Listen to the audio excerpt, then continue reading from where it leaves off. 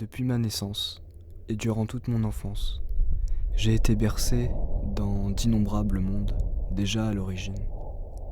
Des mythologies jusqu'aux légendes, des monstres et des créatures, en passant par l'archétype de la femme sauvage.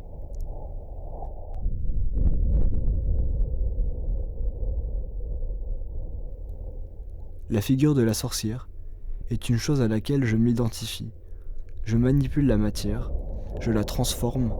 À partir de cela, je crée de nouvelles formes de vie en un certain sens.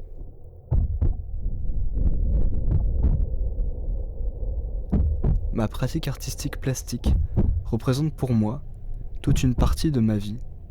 Je me sens viscéralement lié à cela. Je mène de multiples recherches à travers mes mondes organopsychéens, mes mondes tentaculaires, sombres et intérieurs. J'essaye d'aller toujours plus loin dans cette folle et excitante exploration. Mes obsessions me guident. Je touche à des choses qui sont de l'ordre du plus ou moins conscient, inconscient. Dans les formes qui reviennent le plus souvent m'assaillir, je remarque des similitudes avec des êtres vivants aquatiques et aériens de notre propre réalité physique. Des terreurs d'enfance, sans aucun doute. J'apprends des choses sur moi-même qui jusque-là étaient enfouies sous le sable de ma psyché.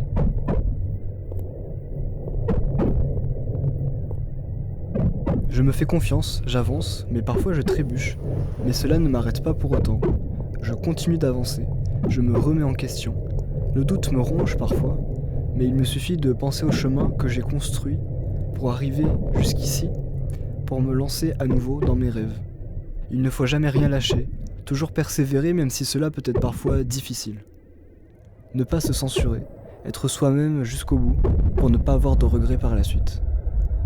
Nos erreurs nous forgent et nous permettent de les dépasser une fois comprises.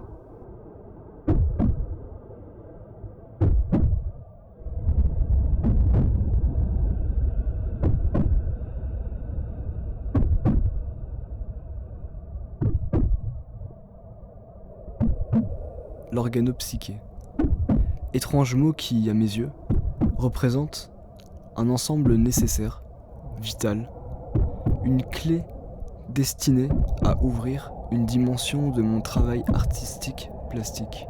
Une chose définie comme organopsyché fait référence à une vision, à une série d'images qui traversent notre esprit, notre psyché, et qui revêt une esthétique particulièrement organique. Je lie ce phénomène au fait que les corps psychiques et physiques ne font qu'un. C'est un tout, l'un n'existe pas sans l'autre, deux choses liées par un même corps. Le processus de visualisation de ces mondes intérieurs, imaginaires, se déclenche d'une manière plus ou moins consciente. Les moments les plus propices où il est possible de voyager à travers ces visions inconnues sont assez faciles d'accès. Il suffit juste d'y être assez attentif.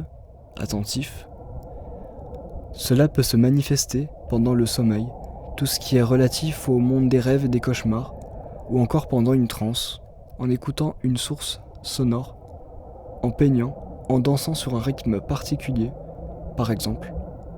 Ces visions sont souvent abstraites, imaginaires, impossibles, étrangères à nos visions d'êtres humains, où rôde une inquiétante étrangeté, et peuvent parfois avoir un effet cathartique. J'associe souvent ce terme à d'autres tout aussi importants. Le rêve, le cauchemar, l'espace, l'installation artistique, la transe, le rituel, le conscient, l'inconscient, la matérialité, l'immatérialité, la transmutation.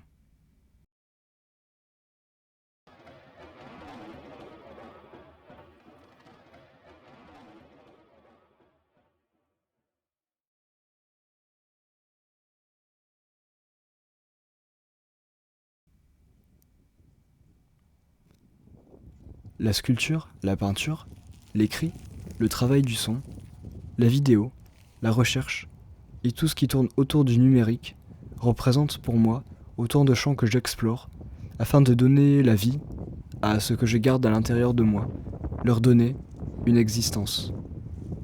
Tout cela contribue à créer une certaine complexité. à créer un monde en soi.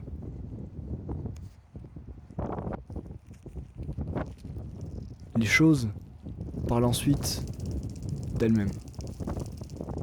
S'il y a un moment en particulier que je pointerai du doigt comme le point d'origine de ma pratique artistique actuelle, ce serait mon installation, Il Disvini, exposée lors de l'exposition Cathérésis en juin 2019 au CCAM de Vendeuvre. Cette installation est une sorte de boîte métallique, à sa base un crâne de sanglier qui, progressivement, durant ce mois d'exposition, va être recouvert de cire d'abeille, symbolisant alors un renouveau, le retour d'une chair perdue.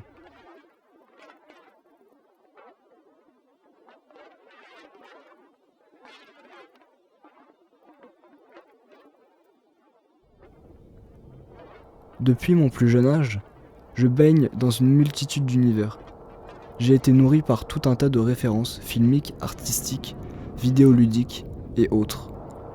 Les artistes Louise Bourgeois, Isabelle Andriessen, Yayoi Kusama, Geiger, Zdzisław Beksinski, la saga Alien, le labyrinthe de Pan, le voyage de Chihiro, Bioshock, les mondes de Léo composés des cycles d'Aldebaran, de Betelgeuse, d'Antares et de bien d'autres, ou encore Tokyo Ghoul de Suishida, sont tout autant de choses qui m'animent.